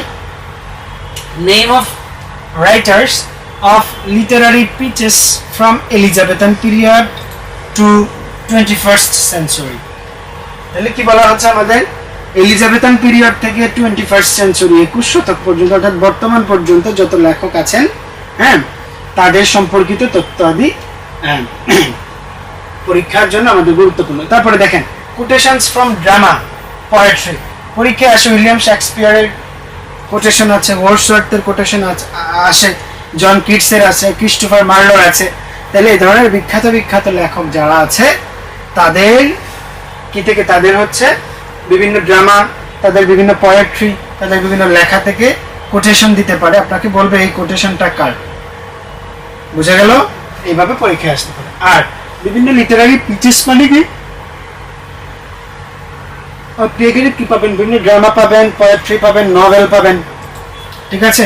নভেল পাবেন, প্রজ পাবেন, ওকে? বিভিন্ন জন বিভিন্ন লেখা লিখেছেন, তাদের লেখাগুলা, অর্থাৎ আপনাকে বলবে যে একটা গ্রন্থের নাম দিবে, গ্রন্থটা কার লেখা। একটা গ্রন্থ বলবে নিচের কোন এই গ্রন্থটির চরিত্র, প্রধান চরিত্র কি, ভিলেন কে, প্রোটাগনিস্ট, অ্যান্টাগনিস্ট এরা কি, মানে এটা কারা, এই যে নামগুলা আপনাদের মনে রাখতে হবে। আমরা প্রতিবারই দেখতে পাই উইলিয়াম শেক্সপিয়ারের কোনো না কোনো নাটক থেকে, হয় সেটা ট্র্যাজেডি নাটক কিংবা কমেডি, যে কোনো একটা নাটক থেকে চরিত্র আসে পরীক্ষায়, ঠিক আছে? এই জন্য আমাদের প্রিভিয়াস ইয়ার্সের কোয়েশ্চেন পড়তে হবে। এবং দ্বিতীয় কথা হচ্ছে আমাদের সিলেবাসটা সম্পর্কে নজর রাখতে হবে যে আমি এর বাইরে পড়তেছি কিনা। আমি যদি ইংরেজি সাহিত্যের শুরু থেকে শুরু করি, একবার আপনার প্রাচীন ইতিহাস থেকে শুরু করি, তাহলে হবে না। আমাকে সিলেবাসেই বলে দিয়েছে এলিজাবেথান পিরিয়ড থেকে 21st সেঞ্চুরি পর্যন্ত, এলিজাবেথান পিরিয়ড থেকে 21st সেঞ্চুরি পর্যন্ত, ঠিক আছে?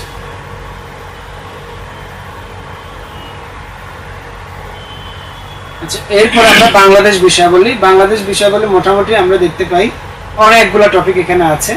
আমরা যদি দেখি তাহলে বড় যে টপিকগুলো, যেমন ধরেন হেডলাইনগুলো, তাহলে এখানে বলা হচ্ছে বাংলাদেশের জাতীয় বিষয়াবলী, অর্থাৎ বাংলাদেশের জাতীয় বিষয়াবলী বাংলাদেশের ইতিহাস থেকে শুরু করে কৃষ্টি, কালচার এবং ভাষা আন্দোলন থেকে আমাদের বাংলাদেশের অভ্যুদয় পর্যন্ত, এবং 2024 থেকে অবশ্যই যুক্ত হবে।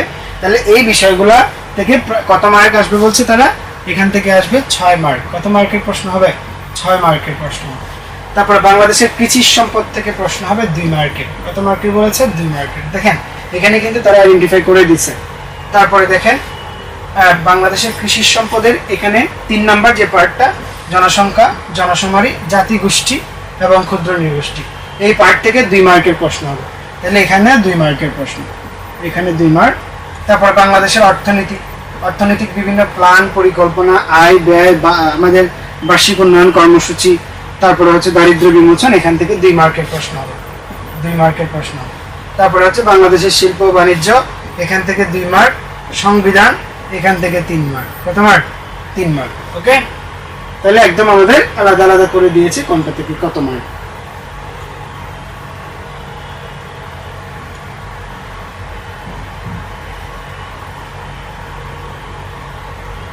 ওকে, তারপর আমরা দেখতে পাচ্ছি বাংলাদেশের রাজনৈতিক ব্যবস্থা। বাংলাদেশের রাজনৈতিক ব্যবস্থা এখান থেকে কয় মার্ক? 3 মার্ক। এখানেও 3 মার্ক। সরকার ব্যবস্থাতে কি কি আছে এগুলো একটু আপনারা পড়ে নেবেন। আইন শাসন, বিচার বিভাগ সমূহ, আইন প্রণয়ন, নীতি নির্ধারণ, এই সমস্ত বিষয়। ওকে, আচ্ছা, তাহলে এখানে কত মার্ক? 3 মার্কের প্রশ্ন হবে এখান থেকে। তারপরে বাংলাদেশের জাতীয় অর্জন, বিশিষ্ট ব্যক্তিত্ব, গুরুত্বপূর্ণ প্রতিষ্ঠান, এই সমস্ত বিষয় নিয়ে কত মার্ক? 2 মার্কের প্রশ্ন হবে। তাহলে এটা গেল আমাদের বাংলাদেশ বিষয়গুলি।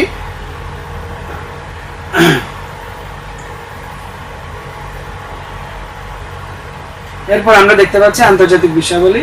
আন্তর্জাতিক বিষয়গুলি দেখতে ছোট মনে হলেও এখানে বেশ পড়াশোনা আর কি। তো আমরা একটু জাস্ট চ্যাপ্টারগুলো দেখি। তাহলে একটা হচ্ছে বৈশ্বিক ইতিহাস, আঞ্চলিক ও আন্তর্জাতিক ব্যবস্থা, ভূ রাজনীতি। ওকে, আন্তর্জাতিক নিরাপত্তা, আন্তঃরাষ্ট্রীয় সম্পর্ক, বিশ্বের সাম্প্রতিক ও চলমান ঘটনা প্রবাহ, তার মানে সাম্প্রতিক আসবে, এটা আপনাকে বলে দিচ্ছি। আন্তর্জাতিক পরিবেশ, ইস্যু, কূটনীতি, তারপর আন্তর্জাতিক সংগঠন এবং বৈশ্বিক অর্থনৈতিক প্রতিষ্ঠানগুলো। তাহলে এই 5টা চ্যাপ্টার থেকে আমরা জানি, এই চ্যাপ্টার থেকে প্রত্যেকটা চ্যাপ্টার থেকে 5 5 5 5 5, তাহলে এই যে 5 5 কত? 25 মার্কের প্রশ্ন আমাদের পরীক্ষায় আসবে। ক্লিয়ার? 25 মার্কের প্রশ্ন পরীক্ষায় আসবে। আচ্ছা, পরের সাবজেক্টে যাই আমরা। পরের সাবজেক্টগুলো মার্ক কম কম, ছোট ছোট সাবজেক্ট। তারপর আমরা ভূগোল এবং ভূগোল, বাংলাদেশের বিশ্ব। ঠিক আছে, তাহলে ভূগোল একটু দেখি। ভূগোলে কি কি আছে দেখেন তো। এখানে বাংলাদেশের অবস্থান, সীমানা, এই যে অবস্থান, সীমানা, হ্যাঁ। তারপরে হচ্ছে অঞ্চল ভিত্তিক ভৌত পরিবেশ। তাহলে ভূগোলে মার্ক কত? মার্ক হচ্ছে 10। প্রত্যেকটা চ্যাপ্টার থেকে 2 করে করে আসবে। তারপর বাংলাদেশের পরিবেশ, প্রকৃতি সম্পদ এবং প্রধান চ্যালেঞ্জ সমূহ। এরপরে আসি আমরা বাংলাদেশে বৈশ্বিক পরিবেশ পরিবর্তন, তার মানে জলবায়ু পরিবর্তন, সেটি আসবে। তারপরে হচ্ছে প্রাকৃতিক দুর্যোগ ও ব্যবস্থাপনা, দুর্যোগের ধরন ও প্রকৃতি ব্যবস্থাপনা।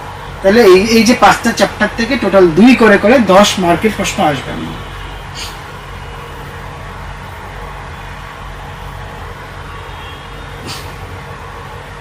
এরপরে সাধারণ বিজ্ঞানটা হচ্ছে একটু বড়। তাহলে এখানে 3টা পার্টে ভাগ করেছে, প্রত্যেকটা পার্টে 5 করে করে। তাহলে ভৌত বিজ্ঞান থেকে 5, জীব বিজ্ঞান থেকে 5, আধুনিক বিজ্ঞান থেকে 5, এবং আধুনিক বিজ্ঞানের প্রশ্নগুলো কিন্তু বেশ কঠিন হয় আর কি। তাহলে ভৌত বিজ্ঞানে একটু দেখে নেবেন পদার্থ, তারপর পরমাণুর গঠন, কার্বন, অ্যাসিড, ক্ষার, লবণ, পদার্থের ক্ষয়, সাবানের কাজ। এখানে প্রত্যেকটা জিনিস বলে যে আপনি যদি টপিকগুলো একটু মোটামুটি একটু পড়ে যান আর কি, পরীক্ষায় আনসার দেওয়া সম্ভব। বিশাল বড় বড় বই পড়ে আমরা হচ্ছে সিলেবাসের বাইরের অনেকগুলো বিষয় আমরা মনে করি যে এখান থেকে এখানে বাইরে হয়তো প্রশ্ন করবে, কিন্তু আলটিমেটলি বাইরে যাওয়ার চান্স খুবই কম আর কি। তারপরে জীববিজ্ঞান, এরপর আধুনিক বিজ্ঞান, এই 3টা পার্টে ভাগ করা হয়েছে বিজ্ঞানকে। ওকে, তাহলে এটা শুধু প্রিলিমিনারি, কিন্তু রিটেনের সিলেবাসটা আরো বড়। তারপরে আসেন, তারপরে কম্পিউটার। তাহলে দেখেন কম্পিউটারের মোটামুটি কম্পিউটারের প্রিলিমিনারি এবং রিটেনের সিলেবাস কাছাকাছি, বেশ কাছাকাছি আর কি কম্পিউটার। এখানে কম্পিউটার বিভিন্ন পেরিফেরালস, কিবোর্ড, মাউস, ওসিআর, অঙ্গ সংগঠন, পারঙ্গমতা, মানে কম্পিউটারের পারফরমেন্স, করার ক্ষমতা কেমন। তারপরে number system, operating system, embedded computer, computer ইতিহাস, প্রকারভেদ, হ্যাঁ, computer program, database management system, এগুলা পরীক্ষায় আসার মতো। তাহলে আমরা দেখতে পাচ্ছি এই যে আমাদের কম্পিউটার কত, কম্পিউটারে হচ্ছে 15 মার্কের, কম্পিউটার বিজ্ঞানে 15, কম্পিউটারে 15। এরপর আমরা দেখতে পাচ্ছি গাণিতিক যুক্তিতে কত মার্ক, গাণিতিক যুক্তিতে হচ্ছে 20 মার্ক, আগে ছিল 15 মার্ক, এখন 10 আরো 5 মার্ক কি করেছে, বাড়িয়েছে। তাহলে এখানেও পাঁচটা হচ্ছে ভাগ করছে, 5টা পার্ট আছে, সেই 5টা পার্ট থেকে কত মার্ক করে 4 মার্ক করে 4 5 20, ওকে। তাহলে বাস্তব সংখ্যা, লসাগু, এই যে শতকরা, সরল যৌগিক মুনাফা সহ এগুলো, তারপরে বীজগণিত, এরপরে সূচক, লগারিদম এবং সমান্তর ধারা, গুণোত্তর ধারা, তারপরে হচ্ছে জ্যামিতি, এবং সর্বশেষ 5 নম্বর যে চ্যাপ্টারটা, সেট, বিন্যাস, সমাবেশ, পরিসংখ্যান, সম্ভাব্যতা, যে টপিকগুলো প্রত্যেকটা টপিক থেকে পরীক্ষা আসে, মাস্ট আসে। এরপরে তাহলে গণিত গেল, এরপর আমরা যাই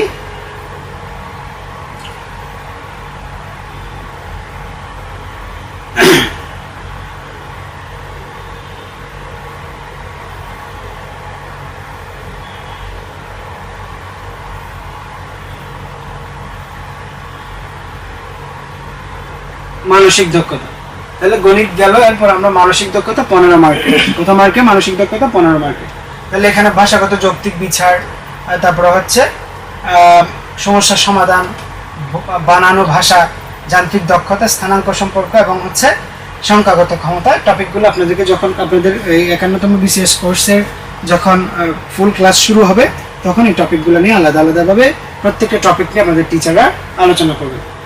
আচ্ছা, এরপরে মেন্টালে 15, তাহলে এখানে 6টা গেল। এরপর আমরা দেখতে পাচ্ছি নৈতিকতা এবং মূল্যবোধ, নৈতিকতা এবং কি মূল্যবোধ, এখানেও কিন্তু 15 মার্ক, আগে ছিল 10 মার্ক, এখন কিন্তু 15 মার্ক, ওকে, এখন কিন্তু 15 মার্ক। তাহলে এখানে কি আছে, ডেফিনেশন অফ ভ্যালুস এবং গুড গভর্নেন্স, তাহলে আমাদের মূল্যবোধ এবং হচ্ছে সুশাসন এগুলো আসে, তাদের মধ্যে রিলেশনটা আছে। তারপরে general perception of values and good governance, তাহলে আমাদের জেনারেল পারসেপশনটা কেমন এই বিষয় সম্পর্কে বিভিন্ন জনের মতামত। Importance of values and good governance, তাহলে নৈতিকতা এবং হচ্ছে আমাদের সুশাসনের গুরুত্ব কি, এটা একজন সিটিজেন হিসেবে কি কি এখানে দায়িত্ব আছে, তার প্রতি সরকারের কি কি দায়িত্ব আছে, ওকে। তাহলে এই সমস্ত বিষয়। তারপরে ইম্প্যাক্ট, এটার ফলাফল, এটা হচ্ছে আপনার প্রভাবটা কেমন। তারপরে এলিমেন্ট, গুড গভর্নেন্সের এলিমেন্ট, বিভিন্ন সংস্থা বিভিন্ন এলিমেন্ট দিয়েছেন, হ্যাঁ, বিভিন্ন সংস্থা এটার সংজ্ঞা দিয়েছেন, সেই বিষয় সম্পর্কিত প্রশ্ন আসতে পারে। তারপর আসেন the benefit of values, good governance and cost society page adversely in their absence, অর্থাৎ ভ্যালুস এবং গুড গভর্নেন্স না থাকলে আমাদের কি কি সমস্যার সম্মুখীন হইতে হয়, এই সমস্ত বিষয় সম্পর্কে আমাদের ethics, values and good governance এই পার্টে বলা হচ্ছে। এবং এখান থেকে খুব মানে বিবেক ভিত্তিক প্রশ্ন বেশি হয়। যেমন ধরেন আপনাকে প্রশ্ন করা হলো যে আপনার রাষ্ট্রের এই সমস্যাটা আপনি কিভাবে সমাধান করবেন, এটা আপনার মতে তারা জানতে চাইবে, ঠিক আছে। তাহলে এগুলো একটু খুব মনোযোগ দিয়ে প্রিভিয়াস ইয়ার্স এর কোয়েশ্চেনগুলো ভালো মতো পড়ে তারপরে ডিসিশন নিতে হবে যে আমি কোনটা আনসার করতেছি, কোন অপশনটাতে আমি টিক দিচ্ছি, ওকে। তাহলে এই নিয়ে আমাদের মোটামুটি শেষ হলো আমাদের প্রিলিমিনারির যে পড়াশোনা, প্রিলিমিনারির যে সিলেবাস আলোচনা, সেটি আমরা এখন সরাসরি চলে যাচ্ছে আমাদের রিটেনের টপিকগুলো মোটামুটি আমরা কিভাবে তারা সিলেবাসটাকে সাজিয়েছেন সেটা একটু আমরা দেখব, ওকে। যেহেতু দুইটা আমাদের আলোচনা করতে সেটা একটু এটা লেন্দি ক্লাস,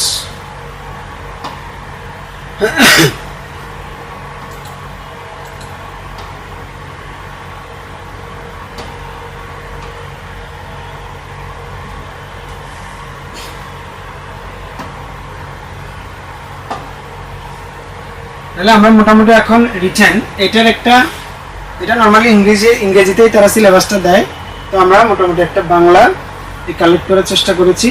তো সিলেবাস ফর রিটেন এক্সামিনেশন, এখানে কি বলা আছে, এটা হচ্ছে আবশ্যিক বিষয় বাংলা বিষয়ে বলা আছে।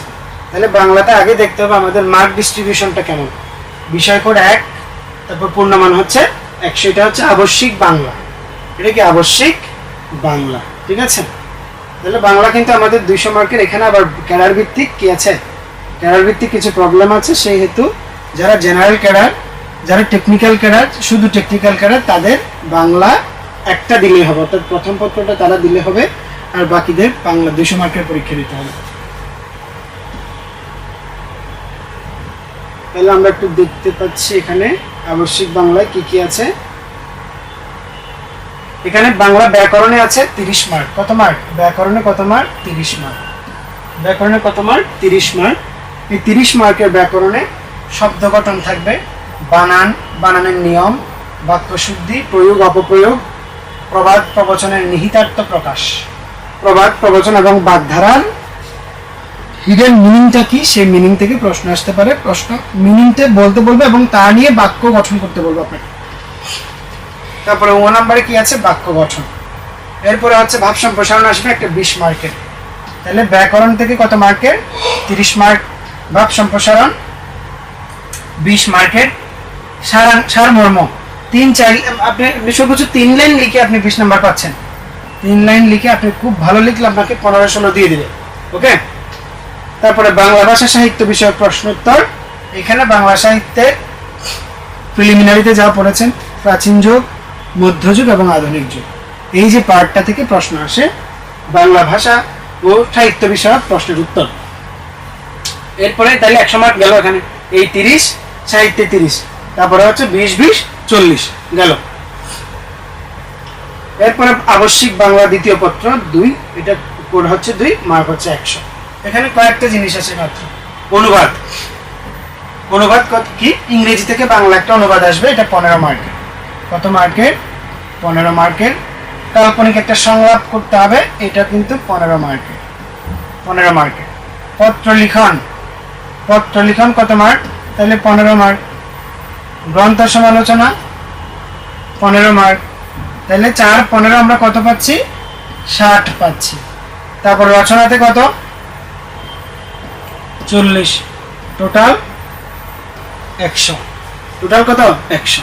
তাহলে আমরা বাংলা প্রথম এবং বাংলা দ্বিতীয় পত্র আমরা টোটাল 200 মার্ক পাচ্ছি। ওকে, 200 মার্ক পাচ্ছি। এবার গেল বাংলা গেল। বাংলার পর আমরা একটু ইংরেজিতে দেখি। ইংরেজি মার্ক, ইংরেজিতে পার্ট এ এবং পার্ট বি, দুইটা পার্ট আছে।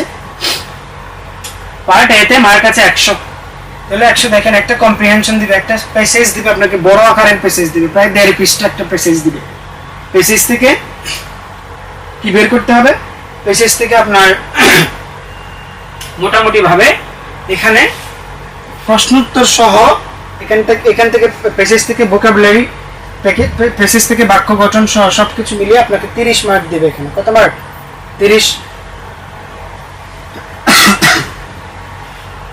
30 মার্ক।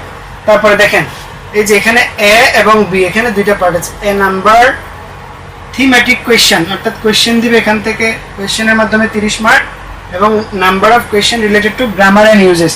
তাহলে প্যাসেজ থেকে 2 পার্টের প্রশ্ন হতে পারে, একটা হচ্ছে কোয়েশ্চেনের আনসার, আর একটা হচ্ছে ভোকাবুলারি এবং গ্রামারের ইউজেস, গ্রামারের ব্যবহার। তাহলে এখানে 30, এখানে 30। তাহলে শুধু প্যাসেজ থেকে আমরা কত পাচ্ছি? 30 প্লাস 30 পাচ্ছি, অর্থাৎ টোটাল 60 মার্ক। তারপর বাকি 20 মার্ক হচ্ছে প্যাসেজ যেটা দিছে সেটার সামারি, আপনার নিজের ভাষায় সামারিটা লিখতে হবে, এবং সেটার জন্য 20 মার্ক। এটার জন্য কত? 20 মার্ক। তারপরে হচ্ছে আপনার একটা লেটার লিখতে হবে, কোনো একটা পত্রিকায় প্রকাশ করার জন্য, একটা ইংলিশ নিউজ পেপারে আপনার এটা কি বলে পাবলিশ করার জন্য আপনার একটা কি লিখতে হবে? একটা অ্যাপ্লিকেশন করতে হবে, একটা প্রতিবেদন লিখতে হবে। এটাকে বলা হচ্ছে, এটা হচ্ছে 20 মার্কের। তাহলে 20-20-40 এবং 60, তাহলে টোটাল 100 মার্ক আমরা পেয়ে যাচ্ছি শুধু প্যাসেজের মধ্য থেকে, শুধু প্যাসেজই 100 মার্ক। এরপরে আসে তারপরে হচ্ছে পার্ট বি। পার্ট বি তে কি বলা আছে? এখানে একটা রচনার কথা বলা আছে, সেটা রচনা একটাও থাকতে পারে, দুইটাও থাকতে পারে, দুইটাও লিখতে হতে পারে, একটা 25-25 দুইটা লিখতে পারে, বা একটা 50 মার্ক এভাবেও লিখতে হতে পারে। তাহলে দেখেন 50 মার্ক গেল। তারপর হচ্ছে ট্রান্সলেশন। ট্রান্সলেশন একটা বাংলা থেকে ইংরেজি, একটা ইংরেজি থেকে বাংলা। তাহলে একটা 25-25 করে 25 + 25 = 50, তারপরে হচ্ছে এটার সাথে আবার 50 হচ্ছে রচনা। তাহলে আমরা টোটাল কত পাচ্ছি? টোটাল পাচ্ছি 100 মার্ক। টোটাল পাচ্ছি কত? 100 মার্ক। ওকে, তাহলে ইংরেজি গেল। এরপরে আমরা একটু দ্রুত আগাই। বাংলাদেশ বিষয়াবলী কত মার্ক? 200 মার্ক। বিশাল মার্ক, তাই না? বাংলাদেশ বিষয়াবলী 200 মার্ক। তো আমরা অলরেডি 400 মার্কের সিলেবাস দেখে ফেলছি। এটা হচ্ছে বাংলাদেশ বিষয়াবলী। এখানে কয়টা চ্যাপ্টার আছে দেখেন, কয়টা চ্যাপ্টার বাংলাদেশ বিষয়াবলীতে? প্রায় 16টা মতো চ্যাপ্টার আছে। এই যে প্রায় 16টা চ্যাপ্টার আছে, বুঝতে পারছেন? 16টা চ্যাপ্টার। তাহলে বাংলাদেশ বিষয়াবলী প্রথম হচ্ছে ভৌগোলিক। আপনারা বাংলাদেশ বিষয়াবলীটা পড়বেন প্রথমে ধরেন আপনার প্রথম 6টা চ্যাপ্টার, এরপরে বাকি চ্যাপ্টারগুলো। এইভাবে আপনারা আলাদা করে এটা সিলেবাস সাজিয়ে নেবেন নিজেদের মধ্যে। তাহলে এটা ভৌগোলিক বিষয়, তারপরে জাতিগত সংস্কৃতি, ইতিহাস, সংস্কৃতি, অতীত থেকে বর্তমান। দেখেন মোটামুটি নাই এমন কোনো টপিক নাই যে এখানে সব নিয়ে আসছে তারা। তার মানে আপনার প্রচুর পড়তে হবে। এরপর অর্থনীতি, সমাজ ব্যবস্থা, বাংলাদেশের প্রকৃতি, প্রাকৃতিক সম্পদ, তারপরে হচ্ছে পরিবেশ সংরক্ষণ, টেকসই উন্নয়নের চ্যালেঞ্জ সমূহ, বাংলাদেশের প্রাকৃতিক সম্পদ, তার টেকসই বন্টন ও ব্যবস্থাপনা। ওকে, তারপরে বাংলাদেশের সংবিধান, সরকারের অঙ্গসমূহ অর্থাৎ আইন বিভাগ, শাসন বিভাগ এবং হচ্ছে বিচার বিভাগ। এরপরে 9 আছে বাংলাদেশের পররাষ্ট্র নীতি। সরকার চেঞ্জ হওয়ার সাথে সাথে আমাদের পররাষ্ট্রনীতি চেঞ্জ হয়, কেমন চেঞ্জ আসতে পারে এবং এই নতুন সরকারের পররাষ্ট্রনীতি কি আসতে পারে পরীক্ষায় এভাবে। আচ্ছা, তাহলে 9 গেল। এখানে পররাষ্ট্রনীতি আছে, এখানে আছে হচ্ছে আমাদের বৈদেশিক সম্পর্ক এবং নীতি নির্ধারণ। তারপরে রাজনৈতিক দল 10 নম্বর চ্যাপ্টারে কি আছে? রাজনৈতিক দল সম্পর্কে আছে। রাজনৈতিক দল, তাদের কার্যক্রম, একটা রাজনৈতিক দলের বৈশিষ্ট্য, হ্যাঁ, নির্বাচন, এখানে নির্বাচনী বিষয় দিয়ে আছে, নির্বাচনী আচরণ বিধি, সরকার এবং বিরোধী দলসমূহ। তারপরে বাংলাদেশের নির্বাচন, সমসাময়িক যোগাযোগ ব্যবস্থা। তাহলে এখানে বিভিন্ন প্রজেক্ট যেগুলো আছে, বিভিন্ন যোগাযোগের যে গুরুত্বপূর্ণ মাধ্যমগুলো আছে সেগুলো। তারপরে আইসিটি, তারপর গণমাধ্যমের ভূমিকা, তথ্য অধিকার, হ্যাঁ, ই গভর্নেন্স, এই সমস্ত বিষয় এখানে আসতে পারে। এরপর রাজনৈতিক সংগঠন, তারপরে বিশ্বায়ন ও বাংলাদেশ, লিঙ্গ ইস্যু এবং হচ্ছে আপনার উন্নয়ন, তারপরে মুক্তিযুদ্ধ তার পটভূমি। তাহলে এই যে এই 16টা চ্যাপ্টার থেকে আপনাদের প্রশ্ন আসবে রিটেন পরীক্ষা। এই জন্য রিটেনের জন্য প্রচুর লিখতে হবে, প্রচুর পড়তে হবে। শুধু বিসিএস এর এই বাজারে বইপত্র পড়ে কিন্তু অনেক সময় আপনার কাজ হবে না। আপনার জিনিসগুলো ভালো মতো বুঝতে হবে এবং রেফারেন্স বই পড়তে হবে। বিভিন্ন পত্রিকা, পত্রপত্রিকা তো ডেইলি, এখানে কোনো কি থাকা যাবে না, পত্রিকার ক্ষেত্রে কোনো ছাড় দেওয়া যাবে না, পড়তে হবে নিয়মিত। এরপর আসেন আন্তর্জাতিক বিষয়াবলী। আন্তর্জাতিক বিষয়াবলী কি আছে এখানে? আন্তর্জাতিক বিষয়াবলীর পার্ট 3টা পার্ট। একটা হচ্ছে কনসেপচুয়াল, এটাকে বলে ধারণামূলক বিষয়সমূহ বা কনসেপচুয়াল। ওকে, এখানে আপনার 40 মার্কের প্রশ্ন থাকবে। কনসেপচুয়ালে 40 মার্কের প্রশ্ন থাকবে। এখানে আন্তর্জাতিক বিষয়াবলীর ধারণা, তারপরে বিশ্বের কারকসমূহ, কর্মক বা কারকসমূহ, তারপরে হচ্ছে আপনার ক্ষমতা ও নিরাপত্তা, প্রধান ধারণা অর্থাৎ বিভিন্ন থিওরি এবং আদর্শ। তারপরে এরপরে আসেন পররাষ্ট্রনীতি, কূটনীতি ও পররাষ্ট্রনীতি। এই যে দেখতে পাচ্ছেন, পররাষ্ট্রনীতি ও কূটনীতি, আন্তর্জাতিক অর্থনৈতিক সমস্যা, বৈশ্বিক পরিবেশগত কূটনীতি। তাহলে এই যে 7টা চ্যাপ্টার থেকে আপনার পরীক্ষায় আসবে। এরপর আমরা দেখতে পাচ্ছি গবেষণামূলক বিষয়। তাহলে ওই 40 মার্ক আসবে ওই টপিকগুলো থেকে, আন্তর্জাতিক অনেকগুলো টপিক কিন্তু। এরপরে হচ্ছে গবেষণামূলক বা ইম্পেরিক্যাল ইস্যুস বলা হয়। কি বলা হয়? Empirical issues. ইম্পেরিক্যাল, জাতিসংঘ, ক্ষমতাধর রাষ্ট্রসমূহের বৈদেশিক সম্পর্ক, যে রাষ্ট্রগুলো ক্ষমতাধর তাদের বৈদেশিক সম্পর্ক, আমেরিকা যুক্তরাজ্য, চীন, ফ্রান্স, জার্মানি, জাপান, ভারত, তারপরে হচ্ছে কি আপনার রাশিয়া। বৈশ্বিক বিভিন্ন উদ্যোগ এবং প্রতিষ্ঠানসমূহ, বিভিন্ন চুক্তি, বিভিন্ন প্রতিষ্ঠান, এই সমস্ত বিষয় এবং পরিবেশ বিষয়ক বিভিন্ন বিষয়। তারপরে আসেন আঞ্চলিক প্রতিষ্ঠানসমূহ। তারপরে 12 নম্বরে আছে কি বিশ্বের প্রধান ইস্যু এবং দ্বন্দ্বসমূহ। বিশ্বের বিভিন্ন কনফ্লিক্ট থেকে পরীক্ষায় প্রশ্ন আসতে পারে, বিশ্বের বিভিন্ন কনফ্লিক্ট থেকে। আচ্ছা, তারপরে আসেন দক্ষিণ এশিয়ার রাজনীতি। 13 নম্বরে কি আছে? দক্ষিণ এশিয়ার রাজনীতি।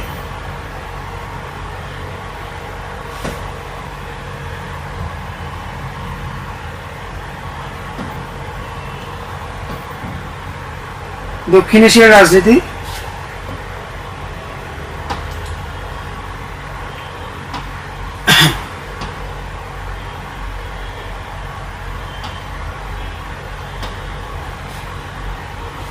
ঠিক আছে, তাহলে দেখতে পাচ্ছি আমরা একটু এখানে দক্ষিণ এশিয়ার রাজনীতি আছে 13 নম্বরে, দক্ষিণ এশিয়ার রাজনীতি, তারপর আন্তর্জাতিক অঙ্গনে বাংলাদেশ, এই সমস্ত বিষয় থেকে কত মার্কের 45 মার্কে কি আসতে পারে 45 মার্কের প্রশ্ন আসবে। তারপর আরেকটা প্রশ্ন আসবে 15 মার্কের, সেটাকে বলা হয় সমস্যার সমাধান বা প্রবলেম সলভিং।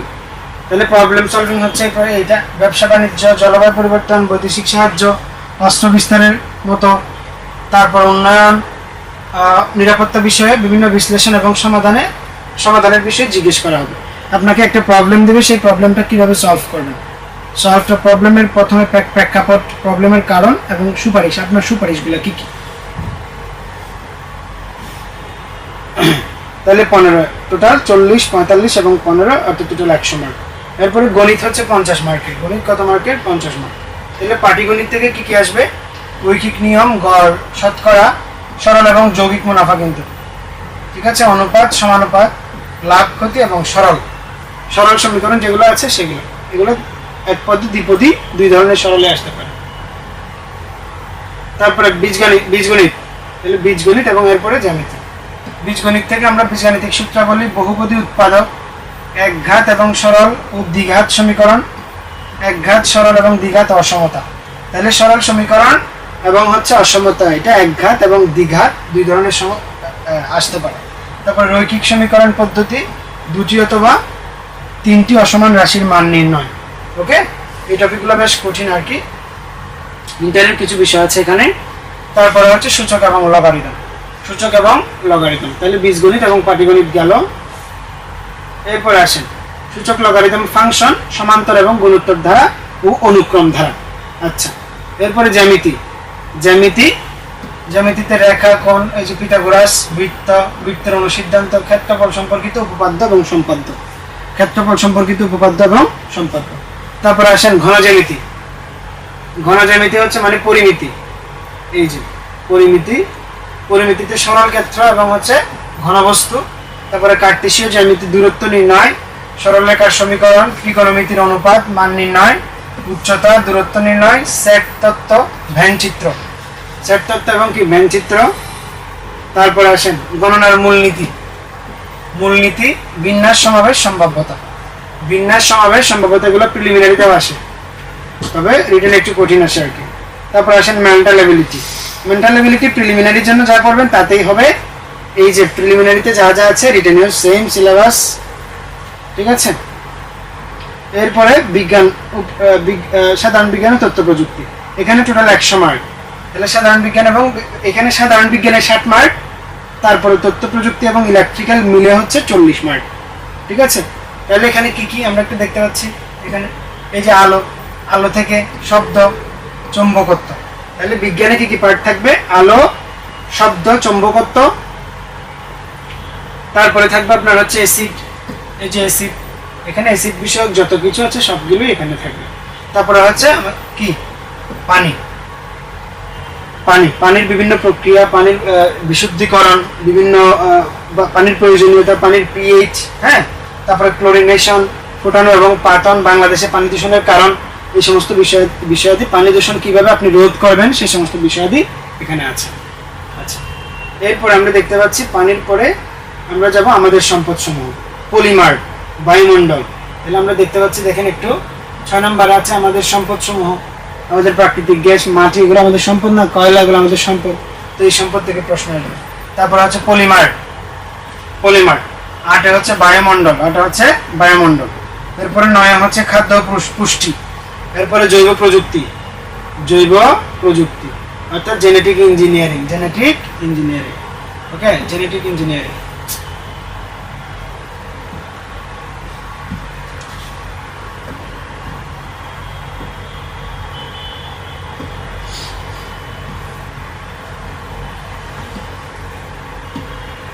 ওকে, তাহলে আমরা একটু আসি জেনেটিক ইঞ্জিনিয়ারিং, যেখানে দেখা যাচ্ছে এই জৈব প্রযুক্তি, ঠিক আছে।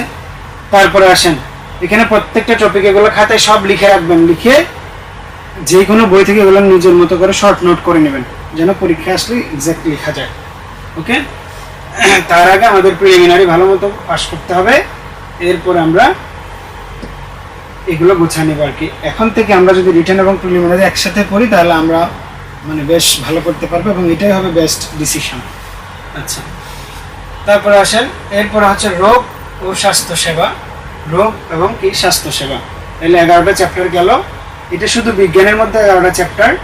এরপর আমরা দেখতে পাচ্ছি কম্পিউটারে 25 মার্ক, আর ইলেকট্রিক্যাল অর্থাৎ কারেন্টের জন্য হচ্ছে কত, 15 মার্ক। তাহলে অলরেডি 40 গেল, তারপরে হচ্ছে 25 এবং 15 এই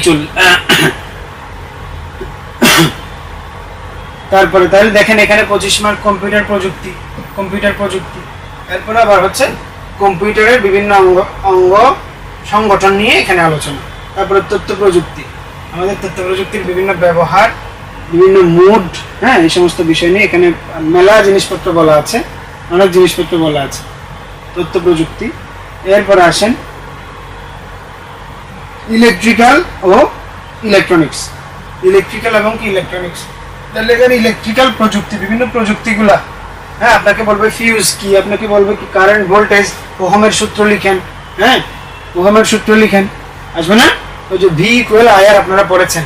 তারপরে কারশফস ল আছে পরীক্ষায়, তারপরে ট্রান্সফরমার আছে, এই যে কারশফস কারেন্ট সূত্র, হ্যাঁ, আপনারা ফিজিক্সে টর্ক পড়েছেন, টর্ক, হ্যাঁ, টর্ক আসতে পারে। তারপরে হচ্ছে ভোল্টেজ, তারপরে এসি ডিসি প্রবাহ, আইপিএস, ভোল্টেজ স্টেবিলাইজার, এই সমস্ত বিষয়াদি এখানে আসবে। এটা কিন্তু বেশ কঠিন পার্ট আর কি, যারা সায়েন্সে পড়েন নাই তাদের জন্য বেশ কঠিন পার্ট। সো এটাকে খুব টেকনিক্যালি পড়তে হবে এবং রিভিশন না দিলে আপনার মাথায়, আপনি যদি মনে করেন যে 2 দিন 3 দিন আমি বিজ্ঞান পড়ে বিশেষ পরীক্ষায় বসবো, তাহলে সেই ক্ষেত্রে আপনার ফেল কেউ ঠেকাতে পারবে না। আচ্ছা, তারপরে হচ্ছে আপনার কি ইলেকট্রনিক্স প্রযুক্তি, বিভিন্ন ইলেকট্রনিক্স প্রযুক্তি আপনাকে বলতে পারে, ধরেন একটা বৈদ্যুতিক মোটর, বৈদ্যুতিক জেনারেটর, এটার ফরমেশনটা কি, এটা কিভাবে কাজ করে, এটার ফরমেশনটা কি, এই সমস্ত বিষয় দিয়ে পরীক্ষা আসতে পারে। ওকে, আচ্ছা, তাহলে এই নিয়ে মোটামুটি আমাদের বিজ্ঞান এই আমাদের মোটামুটি সিলেবাস আর কি রিটেনের, এই সিলেবাসটা সবার কাছে রাখবেন। এবং আপনারা পিএসসির ওয়েবসাইটে গিয়ে প্রিলিমিনারি এবং রিটেন দুইটার সিলেবাসে আপনারা পেয়ে যাবেন। এই সিলেবাসটাকে একটু বড় সিলেবাস যেহেতু, আপনারা এটাকে কনসেস করে নিজেদের খাতায় লিখবেন এবং খাতায় লিখে এই পার্টটা সামনে রাখতে হবে। এবং আমাদের এখানে যত টপিক আমরা পড়েছি, ক্যারিয়ারের হয়তো আপনাদের প্রিলিমিনারির পাশাপাশি রিটেন কোর্সও চালু করবে। সো আপনারা দুইটা প্রিপারেশনে একসাথে নেন, এটা সবচেয়ে ওয়াইজ ডিসিশন হবে। সবার প্রতি আমার এই অনুরোধ থাকলো আর কি। তো আমরা এই কোর্স আউটলাইন অনুযায়ী আপনারা পরীক্ষা এবং হচ্ছে কোর্সের যে গাইডলাইন আছে সেটা আমাদের প্রত্যেক সাবজেক্টের সব টিচাররা এটা নিয়ে আলোচনা করবেন এবং টপিক ভিত্তিক তারা আলোচনা করবেন। তো কারো কোনো প্রশ্ন থাকলে আমাকে অবশ্যই জানাবেন, ইনশাল্লাহ আমি আনসার দেওয়ার চেষ্টা করছি। আমরা অনেক লং টাইম ক্লাস, সেহেতু আমরা এখন একেবারেই কমে গিয়েছি সংখ্যায়। সো কারো প্রশ্ন থাকলে আমাকে জানাবেন, অন্যথা আমরা ক্লাস শেষ করছি। এবং যারা দেখেন না, যারা দেখবেন অনলাইনে পরবর্তীতে, তারা এই ক্লাসটি দেখে একটু ধৈর্য সহকারে দেখে আপনারা আশা করি একটা ভালো মতো ধারণা পাবেন। এটা পরীক্ষায় বসার মানে প্রথম প্রিকন্ডিশন হচ্ছে এটার সিলেবাস সম্পর্কে আমাদের ভালো ধারণা রাখা, সিলেবাস সম্পর্কে আমাদের প্রপার জ্ঞান রাখা। ঠিক আছে, ওকে, তাহলে সবাই ভালো থাকবেন, সুস্থ থাকবেন এবং সবার প্রতি শুভকামনা। আসসালামু আলাইকুম।